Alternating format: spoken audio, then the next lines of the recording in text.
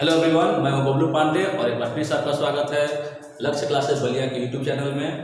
और आज मैं पढ़ाने जा रहा हूं क्वाड्रेटिक बैंक में आए हुए क्वाड्रेटिक इक्वेशन जितने क्वेश्चन हैं, प्रीवियस ईयर क्वेश्चन हैं, उनको मैं सॉल्व करने जा रहा हूं। इसके पहले पार्ट में मैंने क्वाड्रेटिक इक्वेशन का बेसिक कॉन्सेप्ट बताया था, और जिन लोगों को बेसिक कॉन्सेप्ट नहीं पता है वो पहले पार्ट 1 देख लें। आज मैं केवल बैंक में जितने प्रकार से क्वेश्चन आए हुए हैं क्वाड्रेटिक इक्वेशन में, उन्हें सॉल्व करने जा रहा हूँ। एक एक करके हम लोग क्वेश्चन देखते हैं किस प्रकार से क्वेश्चन आ रहे हैं। चलिए मैं शुरू करता हूँ। फर्स्ट टाइप क्वेश्चन कैसा होगा हमारा, ये हमारा पहला क्वेश्चन है। लिखा गया है x square minus 8x plus 15 is equal to 0, y square minus 12y plus 36 is equal to 0। और यहाँ पर x और y में स्टेटमेंट दिए गए हैं। ये पहला स्टेटमेंट है, दूसरा स्टेटमेंट है, और यहाँ पर 4 विकल्प दिए रहेंगे। x is greater than y, x is less then y, x is greater than और इक्वल टू y। ध्यान दें, ये ग्रेटर कहलाएगा, इधर मुंह खुला होता है वो ग्रेटर होता है, जब क्लोज होता है वो लेस होता है। या x इज लेस देन और इक्वल टू y, या फिर दिया है x is equal to y और c एंड d। ये हो जाएगा हम लोगों का। इसको सॉल्व करें, सबसे पहले हम ध्यान दें, यहाँ पर इसको हल करें हम लोग। यहाँ निकालें x square minus 8x plus 15 is equal to 0। और मैंने बताया था यहाँ पर 15 के 2 फैक्टर करने पड़ेंगे, दोनों को ऐड करने पर 8 हो और मल्टीप्लाई करने पर 15 हो, तो हो जाएगा हमारा 5 इंटू 3 हो जाएगा। साइन देख लीजिए आप, साइन क्या है, निगेटिव है। इन दोनों के साइन इसके अपोजिट होंगे। x का एक मान 5 हो जाएगा और एक मान 3 हो जाएगा। यहाँ पर रखें हम लोग y square minus 12y plus 36 is equal to 0। 36 कैसे 2 फैक्टर करिए, 2 ऐसे खंड करिए कि दोनों को ऐड करने पर 12 हो और मल्टीप्लाई करने पर 36 हो, तो 6 इंटू 6 हो जाएगा। 6 इंटू 6 और दोनों को ऐड करने पर हो जाएगा 12 हो जाएगा। निकाल सकते हैं आप y इज इक्वल टू, ध्यान देंगे निगेटिव है, जो चिन्ह आएगा इसका अपोजिट आएगा पॉजिटिव, तो 6 और 6 आएगा। अब यहाँ कंपेयर करना सीखे हम लोग। यहाँ ध्यान देंगे, हम लोग कंपेयर कर लें यहाँ पर। तो देख रहे हैं आप x इज इक्वल टू एक 5 है और 3 है, और y इज इक्वल टू 6 है और 6 है। यहाँ पर y का ये मान इससे बड़ा है, y का ये मान भी इससे बड़ा है, y का यह मान भी इससे बड़ा है, और y का यह मान भी इससे बड़ा है। यानी x के दोनों ही मान y के मान से छोटे हैं। यहाँ पर देख रहे हैं कि y का मान x से बड़ा है, तो हम लोग कह सकते हैं कि y is greater than x। y is greater than x, या ऐसे भी कर सकते हैं x is less then y। तो मेरा विकल्प बी ये सही हो जाएगा। समझ गए होंगे आप लोग। चलिए दूसरा नंबर क्वेश्चन देखते हैं। ध्यान दें हम लोग, ये सेकंड क्वेश्चन है हमारा। लिखा गया है 6x square minus 26 under 3x plus 60 is equal to 0, और 2y square plus 3√3y minus 15 is equal to 0। अब इन दोनों में दिया गया है और ये मेरा स्टेटमेंट है, ये स्टेटमेंट है और ये मेरा कंक्लूजन दिया गया है, जो हम लोग इसका विकल्प है, इन विकल्पों को हमें टिक करना है। तो इसे देखते हैं। पहला हम लोग सबसे पहले इसको ले 6x स्क्वायर माइनस 26 अंडर में 3x plus 60 is equal to 0। अब 60 और 6 को मल्टीप्लाई कर देंगे, तो 6 इंटू 60 कर देंगे। मल्टीप्लाई करने से कोई फायदा नहीं, इसे फैक्टर कर दीजिए आप, और इसको फैक्टर कर दीजिए। फैक्टर करेंगे इसका हो जाएगा 2 इंटू 3, इसका 2 इंटू 2 इंटू 3 इंटू 5 कर सकते हैं। ध्यान दीजिएगा, जनरली बच्चे अंडर के सवाल को देखकर डर जाते हैं, इसमें डरने की आवश्यकता नहीं। आपको पता है कि 2 अंडर 2 का मल्टीप्लाई होगा तो 1 3 हो जाएगा। अगर 2 अंडर 2 मल्टीप्लाई होते हैं तो अंडर 2 आपस में कैंसिल हो जाते हैं, वो मान प्राप्त होता है। तो यहाँ पर सबसे पहले आप ये करिए, देख लीजिए किस पर अंडर लिखा गया है, 3 पर लिखा है, तो 1 3 को आप अलग कर लीजिए, इसको 2 पार्ट में कर लीजिए। अंडर 3 इंटू अंडर 3, जो भी अंडर के साथ लिखा होगा उसे आप उसमें से एक ले लीजिए, कोई भी एक 3 लिखा है, एक 3 को मैंने 2 अंडर में तोड़ दिया। अब इसे छोड़ करके बाकी जो संख्याएं हैं, इन लोगों में ऐसा कुछ मल्टीप्लाई करके ऐड करिए कि दोनों को जोड़ने पर 26 हो और ऐड करने पर दोनों को जोड़ने पर 26 हो बस, क्योंकि प्लस का चिन्ह लिखा गया है तो यहाँ से हो जाएगा। देखिए कैसे कर रहे हैं, अगर 5 से 5 10, 10 दूनी 20, अगर इनको मैं एक साथ रखूँ 5 2 इंटू 2 और 3 दूनी 6, तो 20 और 6 26। इसकी कोई आवश्यकता नहीं, ये √3 है, एक 20 के साथ √3 लग जाएगा और एक 6 के साथ लग जाएगा। ध्यान दें, जो भी यह दिया होगा इसी में से एक राशि को दो भागों में तोड़ दिए और उसको छोड़ करके बाकी जो संख्याएं दी होंगी उन संख्याओं से हमें ऐसा करना है कि प्लस करने पर 26 आए। तो अगर मैं 20 में 6 जो 26 हो जाएगा, ठीक है, मैंने बताया था आपको। अब यहाँ x इक्वल टू क्या हो जाएगा मेरा, इसके पहले भी मैं बता चुका हूँ आप लोगों को, ये माइनस है, चिन्ह क्या होंगे उनके, पॉजिटिव होंगे, तो ये हो जाएगा 20√3 चूंकि यहाँ पर x स्क्वायर के गुणांक है तो 6 हो जाएगा।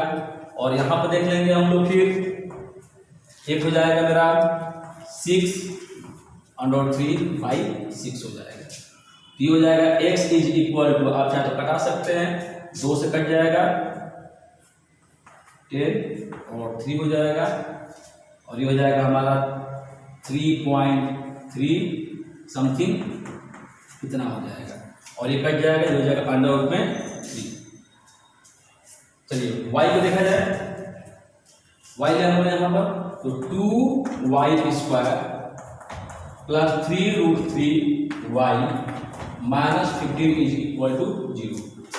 देखें इन दोनों को फैक्टर कर लीजिए, तो 2 इंटू 15 है ना, तो 2 ये 3 इंटू 5, फिर देखिए इसके साथ √3 है तो √3 को आप अलग कर लीजिए, √3 इंटू √3। अब इन दोनों को करना है, 5 और 2 को करना है, तो 5 में से अगर 2 हम लोग माइनस कर दें तो 3 हो जाएगा। यहाँ के चिन्ह को हमेशा ध्यान देना है, और जिन स्टूडेंट को प्रॉब्लम हो रहा है इस टॉपिक में वो पहले पार्ट को जरूर देख लें, मैंने उस टॉपिक पर उस वाले वीडियो में इस पर डीपली बताया है। तो यहाँ पर ध्यान देंगे हम लोग, ये माइनस है तो माइनस करना पड़ेगा, तो 5 में से घटा देंगे। अब फिर देखेंगे हम लोग यहाँ प्लस और माइनस है, तो मैंने बताया था कि छोटा वाला पॉजिटिव होगा और बड़ा वाला निगेटिव होगा। तो यहाँ पर आ जाएगा मेरा y इज इक्वल टू, छोटा वाला पॉजिटिव होगा यानी कि 2√3 ये बाई 2 हो जाएगा, वही हो जाएगा 5√3 और बाई, तो y इज इक्वल टू √3 और जाएगा 2.2√3। ध्यान दें हम लोग। अब चलिए कंपेयर करिए, यहाँ पर कंपेयर कर देंगे तो x का मान आ गया 3.3 समथिंग √3 और एक आ गया √3, और y का आ गया एक √3 और 2.5 होगा 2.5 √3। अब ध्यान देंगे 3.3 √3 इससे बड़ा है, 3.3 इससे भी बड़ा है, तो यह जो मान है x का, यह मान इनके दोनों मान से बड़ा है, तो x is greater than y, ये तो कंफर्म है। x का ये मान इन दोनों मान से बड़ा है, फिर x का यह मान इसके बराबर है, इसके बराबर है, इक्वल भी है, तो कह सकते हैं x इज ग्रेटर देन और इक्वल टू y।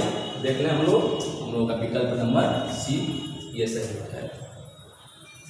ठीक है, चलिए अब किसान का क्वेश्चन देखते हैं हम लोग, चलो मैं मिटा देता हूँ। देखिए ये किसान का क्वेश्चन हो गया हमारा, लिखा गया है 5x² plus 4√5y minus 32 is equal to 0 और 2y² minus 48√2y plus 576 is equal to 0। और ये स्टेटमेंट दिए गए हैं, तो पहले क्वेश्चन कौन सा है, पहला स्टेटमेंट मेरा है 5x² plus 4√5 minus 32 is equal to 0, और इन दोनों को मल्टीप्लाई कर दें तो 5 इंटू 32, मैंने पहले ही बताया है इतना बनाना है ना, एक 5 हो गया हमारा, तो इस 5 को तो बस दो भागों में तोड़ दीजिए, 5 इंटू √5 जो चीज़ है, इसे 2 इंटू 2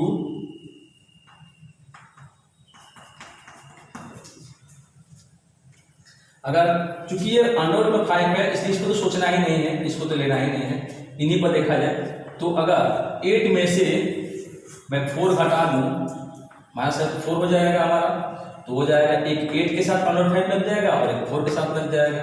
और चिन्ह देख ले हम लोग, यहाँ पर चिन्ह क्या है, माइनस है, यहाँ प्लस है, तो बड़ा वाला निगेटिव आएगा, छोटा वाला पॉजिटिव आएगा, यानी x का मान हो गया मेरा -8 अंडर में 5/5 और एक हो जाएगा छोटा वाला पॉजिटिव आ जाएगा 4 अंडर में 5/5। चलिए कर दें हम लोग, यहाँ से माइनस कर देंगे 1.6 अंडर में 5 और ये हो जाएगा 0.8 अंडर में 5। ये हो गया हमारे।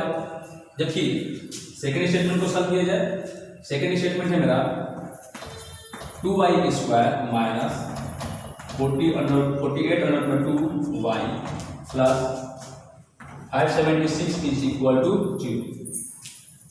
इन दोनों को सॉल्व कर दिया जाए, अगर इन दोनों को सॉल्व कर लेंगे तो 2 × 576, ध्यान दें यहाँ पर अंडर 2 है ना, एक 2 को तो हम लोग अंडर 2 × अंडर 2 कर दिए और इसको ये देखिए 24 का स्क्वायर है, तो 24 में 24 जोड़ देंगे तो 48 हो जाएगा, यहाँ प्लस का चिन्ह है, यानी कह सकते हैं यहाँ पर y is equal to 24 under में 2/2। मैं बार बार कर रहा हूँ, ये जो अंडर पर रहेंगे एक एक साथ जो दो स्टेटमेंट बनेंगे दोनों के साथ एक एक को हम लोग रख लेंगे। फिर ध्यान दें यहाँ पर माइनस है, यहाँ प्लस का चिन्ह है, तो जो भी मान आएंगे इसके अपोजिट साइन के आएंगे, यानी निगेटिव है तो पॉजिटिव आएगा। पहले पार्ट को आप जरूर देखें इसे पढ़ने के पहले, तो हो जाएगा मेरा 12√2 और यहाँ फिर आ गया मेरा 24√2 यानी 2 यानी 12√2। अब चलिए x के और y के दोनों ही मान हमें प्राप्त हो चुके हैं, दोनों स्टेटमेंट की हम लोग तुलना कर लें तो x is equal to -1.6 under में 5 और 0.8 अंडर में 5, जबकि यहाँ पर लिखा गया है हमारा y is equal to 12 under में 2 और 12√2।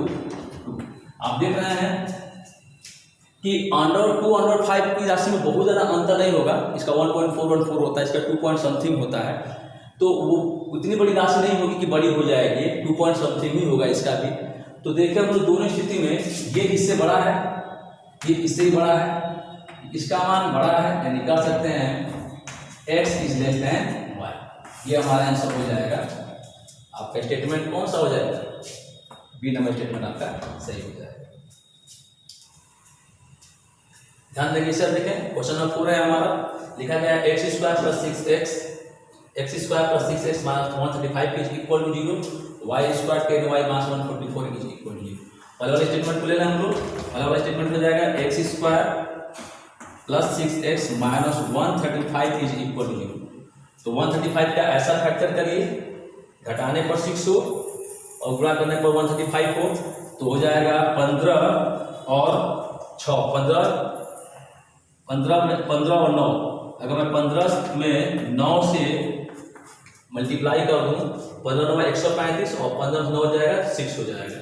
ध्यान देंगे यहाँ पर माइनस है, यहाँ प्लस है, x का जो मान होगा छोटा वाला पॉजिटिव बड़ा वाला निगेटिव, यानी -15 हो जाएगा और ये 9 हो जाएगा। जबकि स्टेटमेंट सेकंड देखें हम लोग, y² 10y minus 144 is equal to 0। चलिए इसे करें हम लोग, तो 144 का ऐसा फैक्टर करना है कि दोनों को घटाने पर 10 हो और गुणा करने पर 144 हो। आप लोग फैक्टर करने आता होगा, अगर 40 नहीं आ रहा तो आप ऐसे खंड में कर दीजिए, ऐसे कर दीजिए आप। देखिए 18 और 8, अगर मैं इसे कर दूं 18 और 8, 18 में 8 से मल्टीप्लाई कर दूंगा तो 144 हो जाएगा, और 18 में से अगर मैं 8 माइनस कर दूंगा तो 10 हो जाएगा। तो y का वैल्यू यहाँ पर हो जाएगा, यहाँ माइनस है और यहाँ प्लस है, यानी बड़ा वाला क्या होगा नेगेटिव, छोटा वाला होगा पॉजिटिव, तो -18 हो जाएगा और ये 8 हो जाएगा। चलिए दोनों ही स्टेटमेंट की हम लोग तुलना कर लें। कौन सा स्टेटमेंट होगा? x इज इक्वल टू -15 है और 9 है, और y इज इक्वल टू -18 है और 8। ध्यान दीजिए, -15 और -8 में कौन सा बड़ा है? ये बड़ा है। आप देख रहे हैं कि -15 इज ग्रेटर देन -18। ध्यान दीजिएगा, अगर नेगेटिव सिंबल होता है, नेगेटिव साइन होता है, तो जो छोटा उससे बड़ा करते हैं। तो -15 -18 से बड़ा है, ये इससे बड़ा है, जबकि -15 8 से छोटा है। ये जो x का यह मान y की एक मान से बड़ा हो रहा है और एक मान से छोटा हो रहा है, यानी कि इस प्रकार कोई भी स्टेटमेंट नहीं बन रहे हैं, तो इसका विकल्प हो जाएगा ई नंबर x CND हो जाएगा, या लगा देंगे CND लिखा रहता है, या कई बुकों में RNE भी लिखा होता है, कई जगह यहाँ पर RNE भी लिखा होता है, रिलेशन नॉट इस्टेब्लिश्ड ऐसे लिखा होगा, या फिर रिलेशन नॉट इस्टेब्लिश्ड ऐसे लिखा होगा। तो यहाँ पर देख रहे हैं कि कोई भी रिलेशन नहीं बन पा रहा है, क्योंकि x का एक मान y के एक मान से बड़ा हो रहा है और एक मान से छोटा हो रहा है, तो ये रिलेशन नहीं बनेगा। इसमें विकल्प नंबर ई हमारा आंसर हो जाएगा। चलिए अब नेक्स्ट देखते हैं, क्वेश्चन नंबर 5 देखते हैं हम लोग।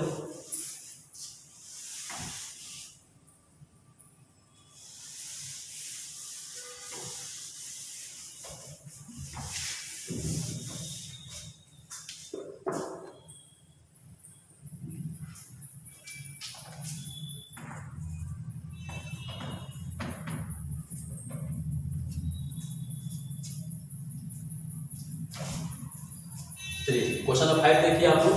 क्वेश्चन 5 में लिखा गया है x² इज इक्वल टू 64 और y³ इज इक्वल टू 512।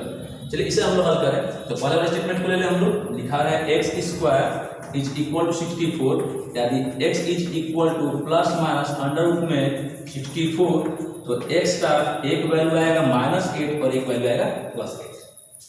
जबकि अगर यहाँ पर सेकेंड स्टेटमेंट ले लें, y² is equal to 512 y³, तो हमें पता है कि y³ इज इक्वल टू 8³, यह 8 का क्यूब है, इसलिए y इज इक्वल टू 8 हो गया हमारा। अब देखें हम लोग कंपेयर करें, तो यहाँ पर स्टेटमेंट 1 में लिखा गया है -8 और +8, जबकि y लिखा गया है 8। दो बार लिख सकते हैं आप, या एक बार भी लिख सकते हैं, क्यूब है तो वास्तव में जितने पावर होते हैं उसके उतने ही वैल्यू आते हैं। तो यहाँ पर 8 8 8 3 बार आएगा, तो हम चाहे तो एक बार लिख लें। देखें यहाँ पर, तो ये वैल्यू यहाँ पर x का मान y से छोटा हो रहा है, या x का मान -8 इस 8 से छोटा हो रहा है, जबकि यह मान इक्वल हो रहा है, यह मान इक्वल हो रहा है।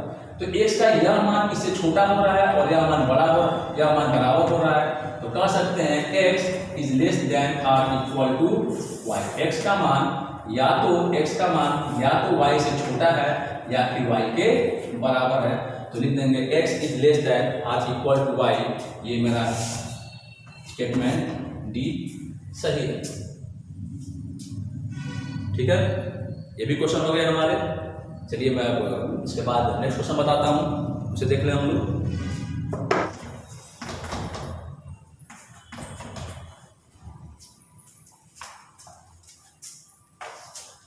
चलिए अब इस क्वेश्चन देखें, क्वेश्चन नंबर 6 है हमारा। लिखा गया है 4x² - 7x + 3 is equal to 0, और ये लिखा गया है 7y² - 17y + 6 is equal to 0। पहले स्टेटमेंट को ले लें हम लोग। पहला स्टेटमेंट है मेरा 4x² - 7y + 3 is equal to 0। तो पता होगा क्या हो जाएगा हमारा, 4 और 3, 4 3 7 और 4 3 12, यानी x के जो मान होंगे, और मैंने बताया है, बार बार मैं कर रहा हूँ, पहले वीडियो का जरूर देख लें, क्योंकि अब मैं बार बार जिक्र नहीं करना चाहता इस चीज़ों का। इस साइन के उल्टा होंगे, तो एक हो जाएगा मेरा 4 × अगर मैं कर दूँ 4 और 3 हो जाएगा, और 4 और 3 को ऐड करने पर 7 हो जाएगा। तो एक वैल्यू 4/4, इस चीज का उल्टा होगा, यानी कि माइनस है, दोनों ही प्लस हो जाएंगे और हो जाएगा 3/4। कह सकते हैं आप x इज इक्वल टू 1, और ये हो जाएगा 0.75।